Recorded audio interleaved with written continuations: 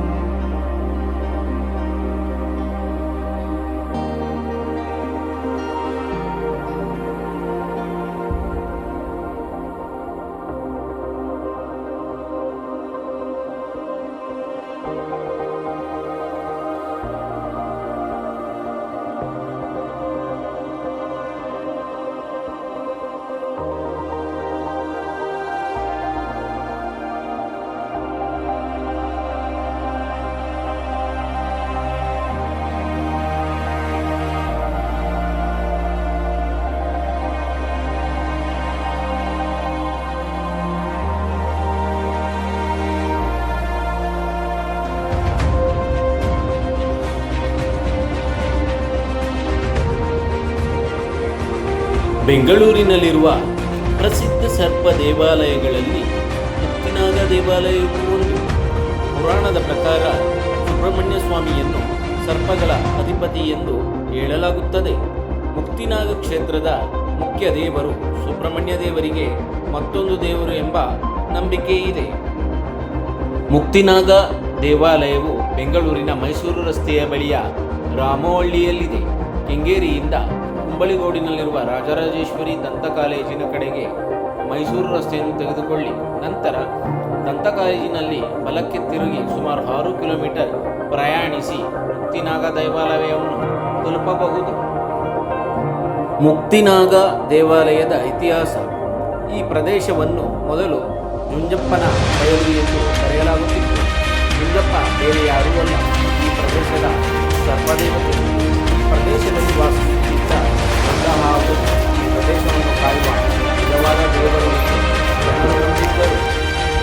ಪ್ರಸ್ತುತ ಮುಕ್ತಿನಾಗನ ದೇವಾಲಯವನ್ನು ಕೆಲವೇ ವರ್ಷಗಳ ಹಿಂದೆ ನಿರ್ಮಿಸಲಾಗಿದೆ. ಕುತೂಹಲಕಾರಿಯಾಗಿ ಸರ್ಪದೇವರು ಮುಕ್ತಿನಾಗನ ಮುಖ್ಯ ವಿಗ್ರಹವು ಸುಮಾರು 16 ಅಡಿ ಎತ್ತರವಿದ್ದು ಇದು ಭಾರತದ ಅತಿದೊಡ್ಡ ಏಕಶಿಲೆಯ ನಾಗ ವಿಗ್ರಹಗಳಲ್ಲಿ ಒಂದಾಗಿದೆ. ಮುಕ್ತಿನಾಗ ದೇವಸ್ಥಾನದಲ್ಲಿರುವ ರೇಣುಕಾ ಯಲ್ಲಮ್ಮ ದೇವಸ್ಥಾನದಲ್ಲಿರುವ ನಾಗಮೂರ್ತಿಗಳಲ್ಲಿ ಒಂದು. ಕಥೆಯ ಪ್ರಕಾರ ಧರ್ಮಾಧಿಕಾರಿ ಶ್ರೀ ಸುಬ್ರಹ್ಮಣ್ಯ ಶಾಸ್ತ್ರಿಗಳು ಕುಕ್ಕೆ ಸುಬ್ರಹ್ಮಣ್ಯದಲ್ಲಿ ದೈವಿಕ ಸಾನ್ನಿಧ್ಯವನ್ನು ಅನುಭವಿಸಿದರು. ನಂತರ ಅವರು ನಾಗನ ಒಂದು ನಿರ್ದಿಷ್ಟ ದೇವಾಲಯವನ್ನು ಹುಡುಕಲು ಪ್ರಾರಂಭಿಸಿದರು. ಸ್ವಲ್ಪ ಸಮಯದ ನಂತರ ಅವರು ಈ ಜುಂಜಪ್ಪನ ಬಯಲನ್ನು ನೋಡಿದರು ಮತ್ತು ಇದು ಪ್ರಮುಖ ಸ್ಥಳವೆಂದು ಅರಿತುಕೊಂಡು ಆದ್ದರಿಂದ ಇಲ್ಲಿ ಒಂದು ದೇವಾಲಯವನ್ನು ನಿರ್ಮಿಸಲಾಯಿತು. ಮುಕ್ತಿನಾಗ ದೇವಾಲಯ ಸಂಕೀರ್ಣದಲ್ಲಿರುವ ದೇವಾಲಯಗಳು. ಮುಕ್ತಿನಾಗ ದೇವಾಲಯ ಸಂಕೀರ್ಣವು ಅನೇಕ ದೇವಾಲಯಗಳನ್ನು ಹೊಂದಿದೆ ಮತ್ತು ಸುತ್ತಮುತ್ತಲ ಪ್ರದೇಶಗಳಲ್ಲಿ ಇನ್ನೂ ಅನೇಕ ಯೋಜನೆಗಳು ನಡೆಯುತ್ತಿವೆ. ಮುಕ್ತಿನಾಗನ ಮುಖ್ಯ ದೇವಾಲಯದ ಹೊರತಾಗಿ ನೀವು ರೇಣುಕಾ ಯಲ್ಲಮ್ಮ ಪ್ರವೇಶ ದ್ವಾರದಲ್ಲಿ ಹಾಗೂ ಆದಿಮುಕ್ತಿನಾಗ ಮತ್ತು ಪಟ್ಟಾಲಮ್ಮ ದೇವಾಲಯಗಳಿಗೆ ಭೇಟಿ ನೀಡಬಹುದು. ಇದರ ಹೊರತಾಗಿ ಮುಖ್ಯ ದೇವಾಲಯದ ಸುತ್ತಲೂ 4 ಸಣ್ಣ ದೇವಾಲಯಗಳಿವೆ.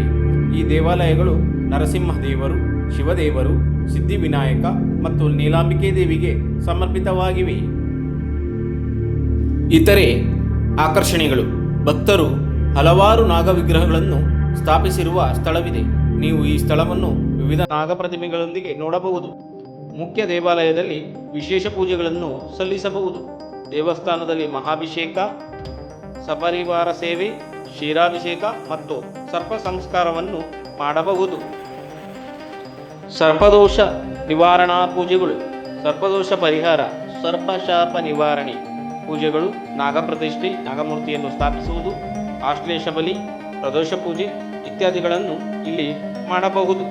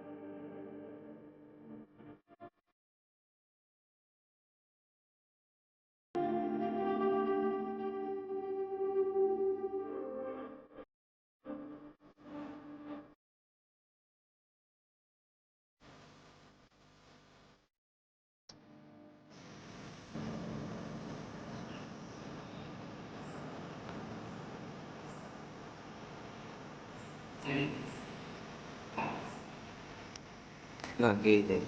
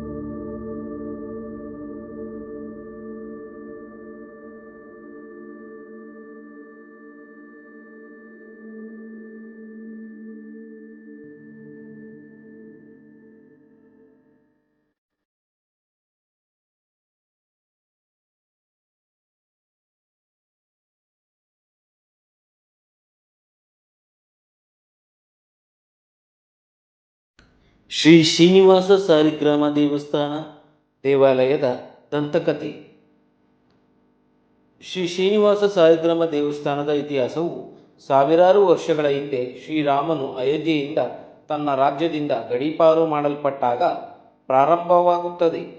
ಈ ಅವಧಿಯಲ್ಲಿ ಶ್ರೀರಾಮ ಮತ್ತು ಸೀತಾದೇವಿಯು ಇಂದಿನ ಕರ್ನಾಟಕ ಮತ್ತು ಆಂಧ್ರಪ್ರದೇಶದಾದ್ಯಂತ ಅನೇಕ ಸ್ಥಳಗಳನ್ನು ಅಲಂಕರಿಸಿದರು. ರಾಮೋಹಳ್ಳಿಯಂತಹ ಒಂದು ದೈವಿಕ ಸ್ಥಳವಾಗಿದೆ. ತಮ್ಮ ಧ್ಯಾನಸ್ಥ ಒಳನೋಟದ ಮೂಲಕ ಅಮ್ಮ ಶ್ರೀ ಕರುಣಾಮಯಿ ಸಾವಿರಾರು ವರ್ಷಗಳ ಹಿಂದೆ ಶ್ರೀರಾಮ ಮತ್ತು ಸೀತಾದೇವಿ ಧ್ಯಾನ ಮಾಡಿದ್ದ ಸ್ಥಳವನ್ನು ಬಹಿರಂಗಪಡಿಸಿದರು ಮತ್ತು ಆ ಪ್ರದೇಶದ ಮೇಲೆ ದೇವಾಲಯದ ಗರ್ಭಗುಡಿಯನ್ನು ಸ್ಥಾಪಿಸಿದರು.